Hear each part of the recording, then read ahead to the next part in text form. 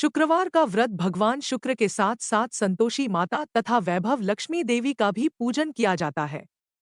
तीनों व्रतों को करने की विधि अलग अलग है। शुक्रवार व्रत विधि। शुक्रवार का व्रत धन, विवाह, संतान, भौतिक सुखों की प्राप्ति के लिए किया जाता है। इस व्रत को किसी भी मास के शुक्ल पक्ष के प्रथम शुक्रवार के दिन से आरंभ किया जाता है। इस दिन सूर्योदय से पूर्व उठें और घर की सफाई करने के बाद पूरे घर में गंगा जल छिड़क कर शुद्ध कर लें। इसके पश्चात स्नान आदि से निवृत्त होकर घर के ईशान कोण दिशा में एक एकांत स्थान पर माता संतोषी की मूर्ति या चित्र स्थापित करें। पूर्ण पूजन सामग्री तथा किसी बड़े पात्र में शुद्ध जल भरकर रखें। जल भरे पात्र पर गुड़ और चने से भरकर दूसरा पात्र रखें।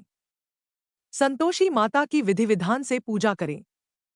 इसके पश्चात संतोषी माता की कथा सुनें। तत्पश्चात आरती कर सभी को गुड़ और चने का प्रसाद बांटें।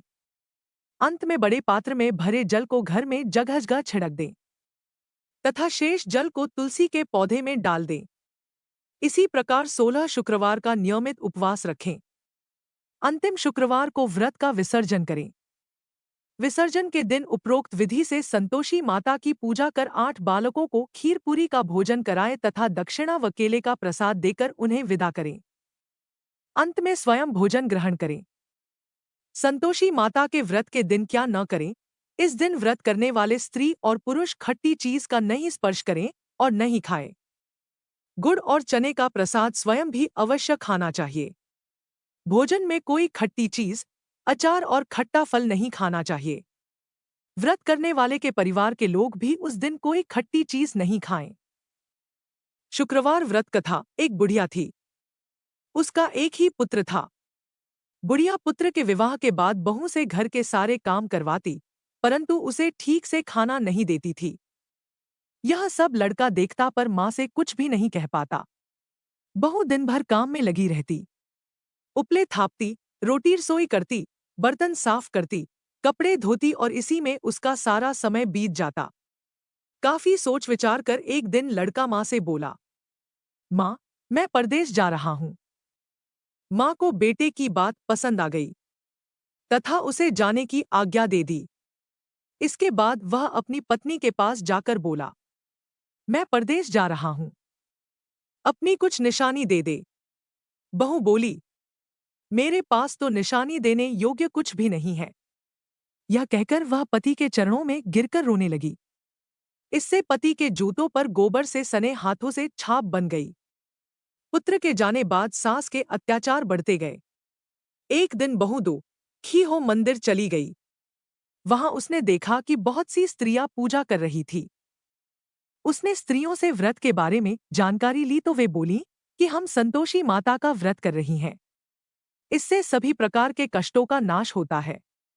स्त्रियों ने बताया, शुक्रवार को नहा धोकर एक लोटे में शुद्ध जल ले गुड़ और चने का प्रसाद लेना तथा सच्चे मन से माँ का पूजन करना चाहिए।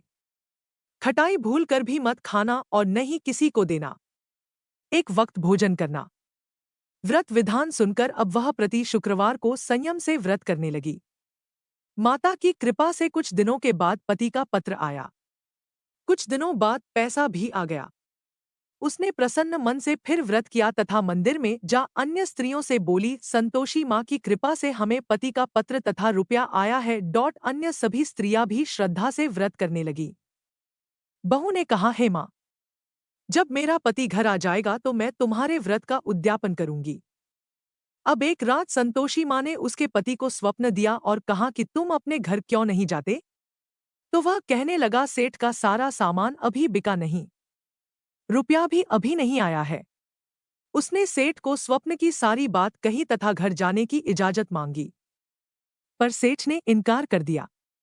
माँ की कृपा से कई व्यापारी आए, सोना चांदी तथा अन्य सामान खरीद कर ले गए। कर्जदार भी रुपया लौटा गए। अब तो साहूकार ने उसे घर जाने की इजाजत दे दी। घर आकर पुत्र ने अपनी माँ व पत्नी को बहुत सारे रुपए दिए। पत्नी ने कहा कि मुझे संतोषी माता के व्रत का उद्यापन करना है। उसने सभी को न्योता दे उद्यापन की सारी तैयारी की। पड़ोस की एक स्त्री उसे सुखी देख ईर्ष्या करने लगी थी। उसने अपने बच्चों को सिखा दिया कि तुम भोजन के समय खटाई जरूर मांगना। उद्यापन के समय खाना खाते खाते बच्चे खटाई के लिए मचल उठे, तो बहू ने पैसा देकर उन्हें बहलाया। बच्चे दुकान से उन पैसों की इमली खटाई खरीद कर खाने लगे, तो बहू पर माता ने कोप किया। राजा के दूत उसके पति को पकड़कर ले जाने लगे, तो किसी ने बताया कि उद्यापन में बच्चों ने पैसों की इमली खटाई खाई है, तो बहू ने पुनः व्रत के उद्यापन का संकल्प किया। संकल्प के बाद वह मंदिर से निकली तो राह में पति आता दिखाई दिया। पति बोला, इतना धन जो कमाया है उसका टैक्स राजा ने मांगा था। अगले शुक्रवार को उसने फिर विधिवत व्रत का उद्यापन किया। इससे संतोषी मां प्रसन्न हुई। 9 माह बाद चांदसा सुंदर पुत्र हुआ। अब सास, बहू तथा बेटा मां की कृपा से आनंद से रहने लगे। संतोषी माता व्रत फल। संतोषी माता की अनुकंपा से व्रत करने वाले स्त्री पुरुषों की सभी मनोकामनाएं पूरी होती हैं। परीक्षा में सफलता, न्यायालय में विजय, व्यवसाय में लाभ और घर में सुख समृद्धि का पुण्यफल प्राप्त होता है। अविवाहित लड़कियों को सुयोग्य वर शीघ्र मिलता है। माता संतोषी की आरती। भोग लगाओ मैया योगेश्वरी, भोग लगाओ मैया भुवनेश्वरी, भोग लगाओ माता अन्नपूर्णेश्वरी। मधुर पदार्थ मन भाए थाल सजाऊं, खाजा खीर प्रेम सहित विनती करूं धर धीर। तुम माता करुणा गंभीर, भक्त चना गुड़ प्रिय पाए। शुक्रवार 13 दिन प्यारो कथा में पधारो दुहक टारो। भाव मन में तेरो न्यारो, मन माने दुहक प्रगटाए तेरा तुझको दे रहे, करो कृतारथ मात।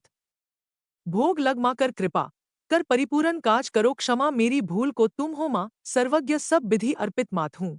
मैं बिल्कुल अल्पज्ञ, कुछ ना मांगू आपसे, दो हित को पहचान।